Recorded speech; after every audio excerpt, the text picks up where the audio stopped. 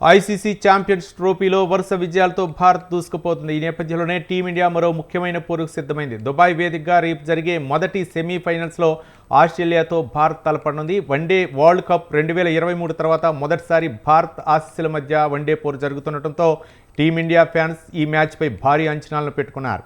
2013 తర్వాత భారత్ ఖాతాలో ఒక్క వన్డే టైటిల్ కూడా లేదు. చివరిసారిగా 2013లోనే ఛాంపియన్ ట్రోఫీ గెలిచింది భారత్. గడిచిన 12 ఏళ్ల వరకు ఒక్క వన్డే టైటిల్ గెలవలేదు. దీంతో సెమీఫైనల్లో ఆస్ట్రేలియా మీద గెలిచి ఫైనల్లోనూ అదే జోరు చూపించి ఐసీసీ ట్రోఫీ సొంతం చేసుకోవాలని చూస్తోంది.